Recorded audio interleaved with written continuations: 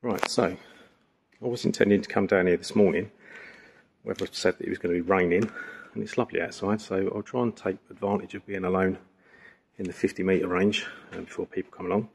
But there was a video that I shot a couple of weeks ago, which I'll put up in a minute, where the results weren't entirely very good. I think I was getting heat stroke at the time, so I'll come back down here to revisit it, and we'll see if we can get some better results. So whilst I'm setting up, filling up the broadcock, I'll show you the video. So a couple of weeks back, came down here with the 10.34 grain JSBs, so the exact heavies, the Diablos, no, what were they? Hades, and the Ultra Shock.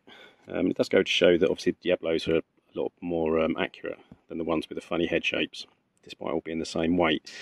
So we have here 8.64, 8.64 and 8.64, and so for all intents and purposes, if rumours and the internet and God knows what else is to believe, is that these are potentially all the same pellet made by different manufacturers, or the different manufacturers are all made in the same factory but using different diets and they're different wires, because they do look a little bit different.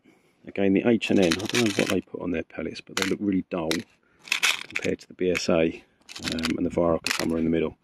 So what I'm going to do, put these out at, let's do 35 yards, and then see how they group and see if you can actually tell if there's any discernible difference, because they all cost roughly the same, give or take a few pennies depending on where you buy them from. And if that's the case, you can just buy the cheapest one, then quid's in.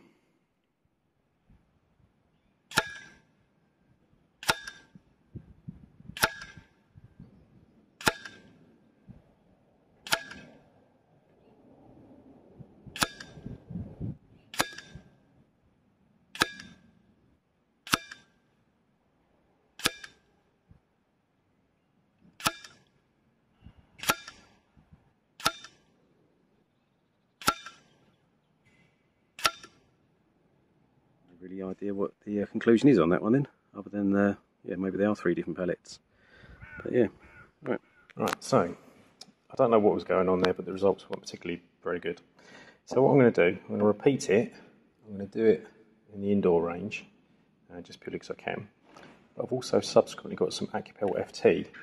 So these are also an 8.64 grain, but have got some lube on them, so I will fire them last to make sure it doesn't mar the results. But we'll see whether these pellets are exactly the same, or perform exactly the same as every other 8.64 grain pellet. So that's what we're going to do now.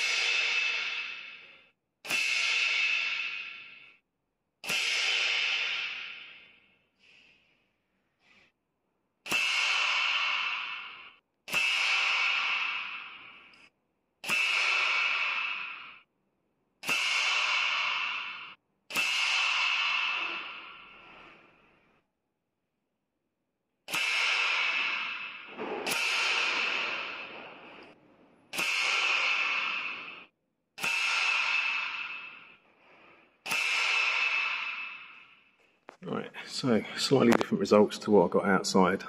So the Gold Star looked like it groups the best because it's just one hole. The Viroc's probably a little bit smaller. The H&N moved around a little bit, and as did the Webley. So that's interesting. So the aim point's slightly different on all of them. But yeah, certainly the Gold Star's more consistent. So let's put it out to 50 and see if the results can be replicated.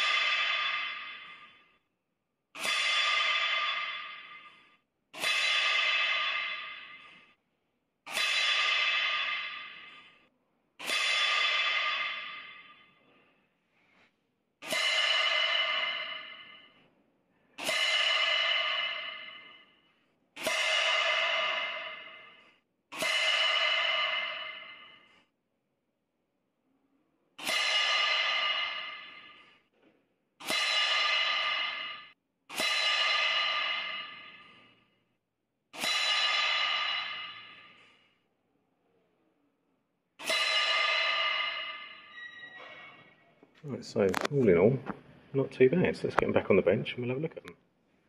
Right, so not too bad at 35. As I say, the Webley's a little bit all over the place. I don't know why.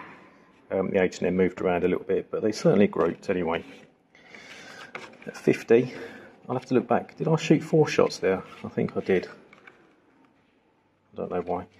The Viroc, apart from one that dropped down low, that's all pretty much 5p.